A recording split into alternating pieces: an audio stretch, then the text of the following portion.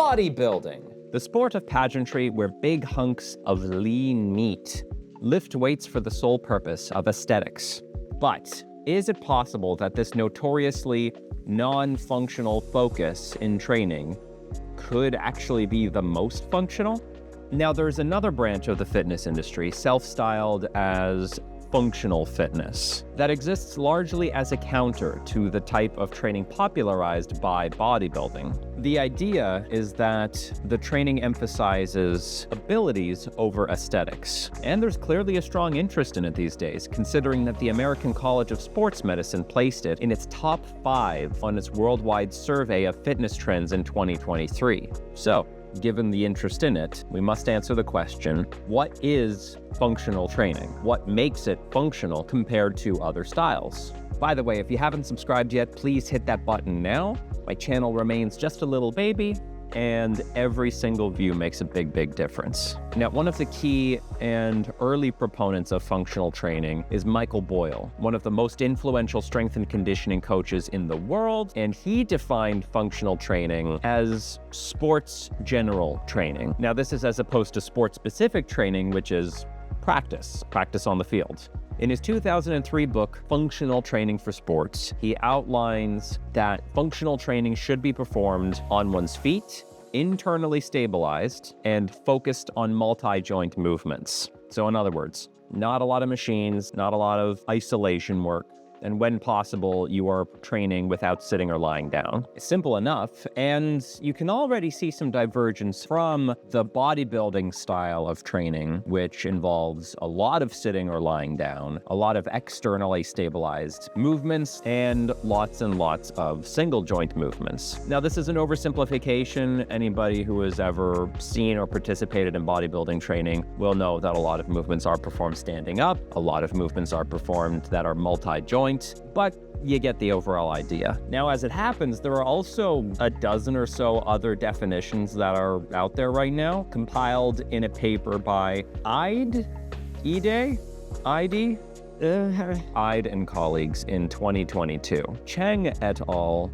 Defined functional training as something that, well, looks an awful lot like CrossFit, while Feroian et al. Defined it as training to do things like walking up and down stairs. So in other words, functional training is training for whatever function that you want. And that's going to be important going forward to bear in mind, because what we're talking about is something that even among people who are promoting it, they do not necessarily share a cohesive understanding of what it even means. Now, in a previous video, I discussed the parameters of athleticism and sorted them into 2 buckets, the health bucket and the performance bucket. Now, the health bucket contains the athletic parameters that have been clearly demonstrated to actually have a meaningful impact on people's health and fitness and well-being long-term. The factors in the health bucket are body composition, strength, muscle endurance, aerobic capacity, and flexibility. So if you're a non-athlete, functional training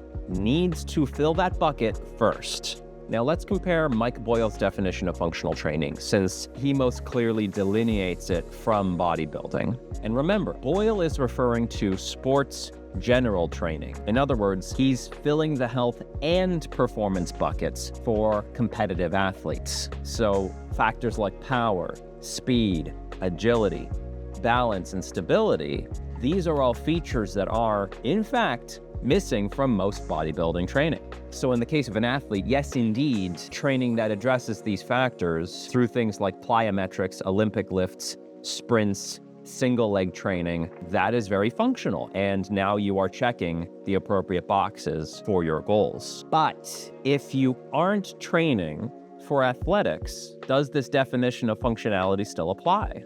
Let's take another look at what bodybuilding actually involves. The primary goal of bodybuilding training is to grow muscle as efficiently as possible. Since we know body composition is part of that health bucket, meaning having more lean mass and less fatty tissue, that is a point in favor of its functionality for non-athletes looking to improve their health. The way a bodybuilder trains usually involves a broad variety of resistance exercises, moving the joints through full ranges of motion, ideally emphasizing the stretched position, progressing in load over time, and performing anywhere from 5 to 30 reps, bringing the muscles close to failure. In other words, basic bodybuilding training checks the boxes of strength, muscle endurance, and flexibility, as well as body composition.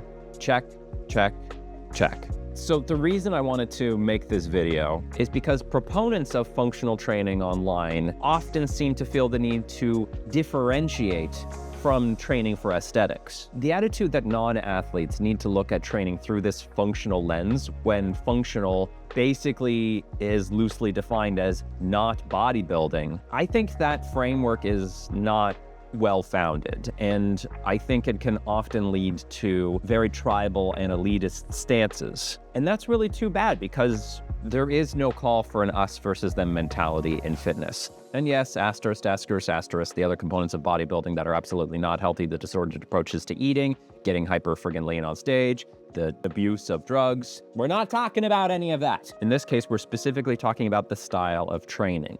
The use of resistance to get bigger, stronger muscles. For most people who are going to the gym, that's the single most functional thing you can do. If you haven't already, check out my previous video explaining the health and performance buckets in detail. If you're looking for programs, I also have a playlist reviewing some of the most popular ones. Please comment below if you have programs you would like me to take a look at. Thanks for watching. Now go get friggin' strong.